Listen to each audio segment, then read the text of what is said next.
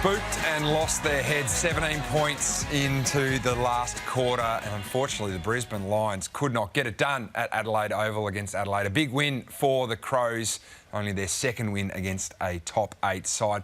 Bucks, what happened to the Lions? They just didn't get their bang for buck, did they? No, when you get 20 inside 50s in the last and only kick the 8 points, that is going to put a hole in your offence, clearly. And Adelaide came with some real intent early in that last quarter, and they were able to finish their work. The Thilthorpe goal was the first. And that's what it looked like, from Brisbane's ascendancy, especially in that last 15 minutes. But some rolled gold opportunities that they'd normally kick. Robertson had a couple, Neil, Bailey, who had a couple of shots on goal that would normally finish. Lohman, who would normally seize the moment running 45 metres into an open goal. So they'd be kicking themselves a little bit. But as Matty Nick said, Adelaide haven't had a lot of luck, and they made their own luck early in that last quarter to put themselves ahead. Well, you spoke about this man, Jordan Dawson, as potentially being the best player in the competition. He's the current favourite for the Brownlow medal. Yeah. You were onto this early, and he was fantastic in the last quarter. Well, I must have been. This was sort of like, early in the season because he can mark the ball so well overhead. I mean, he plays the midfield role, but he can actually jump on a pack or mark overhead. And Josh Dunkley does a terrific job on most players he gets matched up with. He did a very good job on Jordan Dawson. But in the patch where the Crows kicked their 5 goals in that first 7 or 8 minutes of the last quarter, that was certainly the best 7 or 8 minutes of the game for Jordan Dawson. And this one here where we jumped on the pack, I mean, there's not too many midfielders can do that. There was 3 contested marks. Like against Dunkley, who's not a small midfielder. Who took the points in that matchup overall then? I would have thought Dunkley would have on the night. Yeah. But that little cameo early in the last quarter. Yeah, you can see the match rating there as well. Yeah, won the Crows the game. Clearly the most influential player on the ground. Is he the All-Australian captain halfway through the season, do you think, Lee? Well, there's a lot of candidates, but I mean, he'd be as good as anyone. I mean, as I say, the Coaches Award is the one that I take a lot of notice of in terms of judging players, and he's pretty much the top of the tree on that one. So, on all that, he's captain of the Crows. He'd be in the running. Who else would be in the running for? Who's really playing well of the captains at the moment? I'm just trying to... Well, I think Dawson's probably the best at the moment. Yeah. Don't forget, you were onto that very early. That's why we get you in here, Lee. Defensive half transition for the Crows. They've been an offensive weapon for a long period of time, Brownie, but they are doing things that haven't been done for a long time. Well, I think this is what would please Matthew Nicks and the coach staff the most. This was the area they went to work on in the off-season. So it was a problem from last year. They weren't able to score from this source. So they did a hell of a lot of work over the pre-season, and it's come to fruition in game. So 44 points they're averaging from back half, which is the most by any team since 2016. So...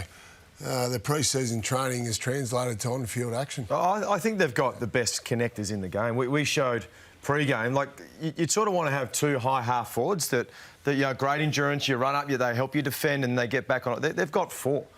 Ben Dixon calls them the Ferraris and the keys to the Ferrari, which I thought was a great analogy to use, because it is those 4. You talk Rochelli's back to his best. Neil Bullen's been a great inclusion. Ben Keys is that player, and then Rankin. So those 4 players would step into any side with that high half forward role. So there's no wonder that back half transition high scoring team comes off the back of that. And Dawson has been put into that role at times as well, because you're trying to get him tagged. They've got a bit of thickness in the soup through their midfield with Peatling and coming in that way. So that gives Dawson the opportunity to go forward and use his aerial strength a little bit more also. Have we got any worries about the Lions? Last 5 weeks, 2 wins, 2 losses, 1 draw against lowly opponents. Is this heading into a bye very soon for Chris Fagan?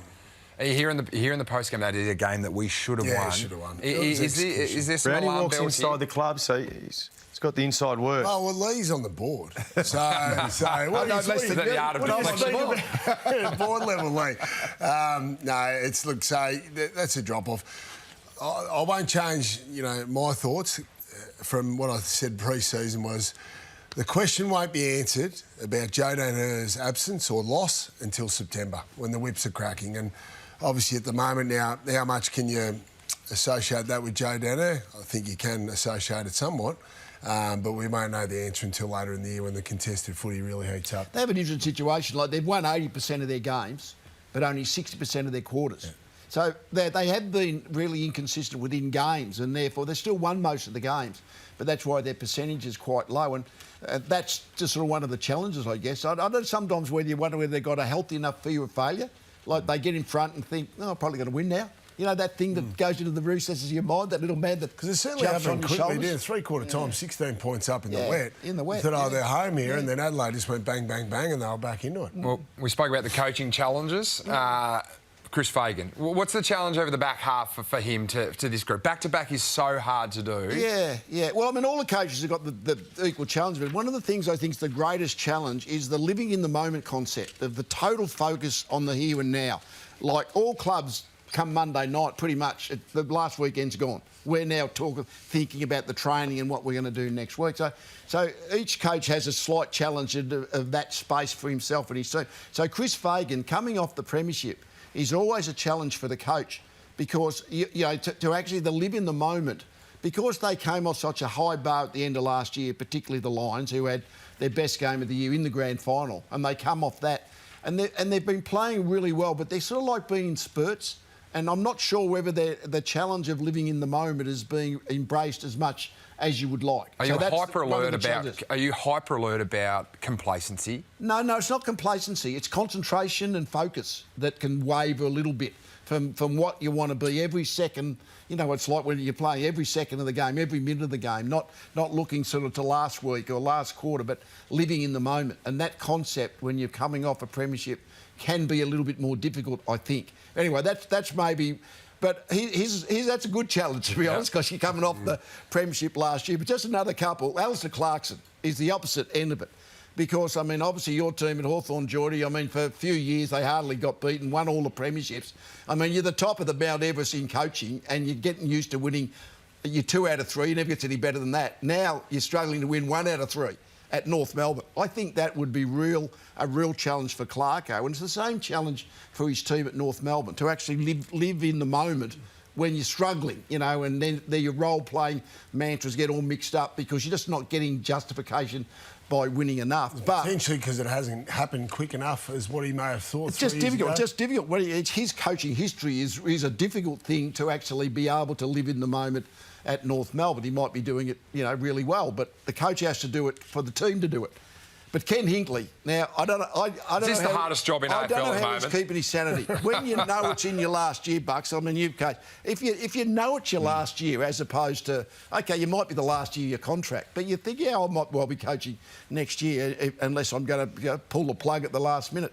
But I think it's really tough for Ken, and it must be really tough for Port Adelaide, and they were good on Saturday night, and they've been good in certain games and fairly bad in other games.